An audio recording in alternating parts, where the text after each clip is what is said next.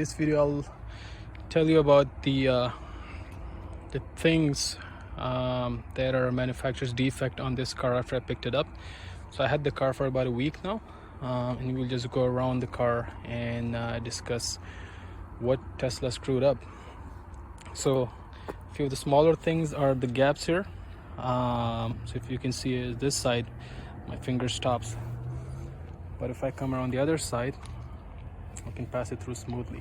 So there's definitely some sort of an alignment issue that they got to fix. Next thing, as we come around here, this panel right here, if it's sunny you can then clearly see it. Right now it's cloudy, but there's a ton of scratches on it, and there was wax left over which I had a hard time cleaning. So they're going to replace both of these on both sides. That is something they have to do. There are scratches pretty much on each door handle like this from day one. Then you look at the door alignment right there, both sides. The door alignment needs to be fixed. It's not fixed, so they got to do that as well. Start getting interesting here. This piece right here by the C pillar, as you can see, the other side is smoother, this side is a bit rough. Now pay close attention. So if you look at the tail light, it's kind of flush here, but come around the other side, so you come around here, you can see there's a significant amount of gap between these lights. So right there, something they gotta fix. Alright, so the next problem is the rubber gasket here.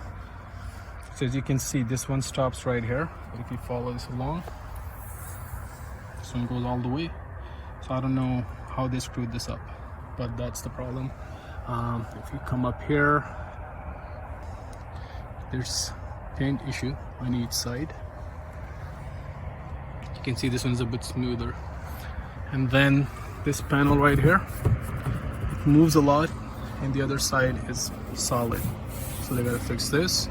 Now I don't know, maybe some of you can tell me, but if you look at the strut here, it's covered in this plastic wrapping. This one is open, and then the brackets, these brackets, they're different on each side. So you see there's one bolt here, and then the next one is down here. But look here, two bolts back to back. All right, so they gotta fix all of this. And then if you come here, look at this lip. It's very hard to see on the camera, but there's a lip here, but on the other side it's totally fine. So that is also a problem. The other problem I was having was with the charging port, which I fixed somehow. So every time I would start charging, it was fine, it would charge okay, but when I wanted to stop charging from the screen inside, it wouldn't work. So I had to manually unplug the wire or press the button on the charger to stop charging. But there was kind of a strange problem. You can see a liner here. Let me turn on the lights. So right here, this liner, if you notice, it needs to be moved back and up. You look at this one, it's perfectly aligned. Again, this side not aligned.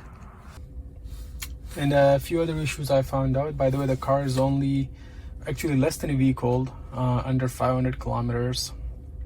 So the screen, the MCU, it has already frozen on me twice. One time I was backing up and it completely froze on me. I had no idea if it was in gear or not. You know, the camera images were frozen and it stayed like that for a while. You know, I stopped the car immediately. Luckily I was in an empty parking lot, and then it restarted itself. Another time I was driving and the camera froze, because there you can view the cameras while driving, and they froze on me. So the screen has slowed down and frozen on me a couple of times. Also using so this car has the basic autopilot, not the full FSD. The basic autopilot on a 50-kilometer highway trip, it phantom braked 3 times, and I was very lucky nobody was close behind me. I was in the slow lane, but I was doing 110 and it just pressed on the brakes really hard. There was nothing in front, it just did that. So be very careful when using that. Now the other problem, which is a quality issue, I'll actually let you hear it. It's regarding the steering wheel. So I have the easy entry setup, and the way that works is whenever I stop the car, I move my seat belt, you know, the steering wheel goes forward and the seat is pushed back so I can get out easily. But after 2 days of delivery, or after 2 days of owning this car, it started making the following sound. So let's see if you can hear it. I'll hold the camera as close as possible. So I'm going to remove my seat belt.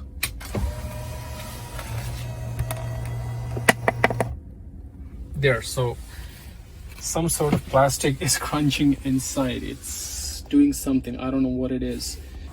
So those were the issues that I had with my Model 3. I've already made an appointment with Tesla to have all of those issues fixed. I think my appointment is a week away from now, so I'll be definitely updating you guys on how they fix it, and if they fix it correctly. Probably gonna take you guys along with me to see how that goes. Anyway, stay tuned, do subscribe, as I'll be uploading a ton more content. See you guys later.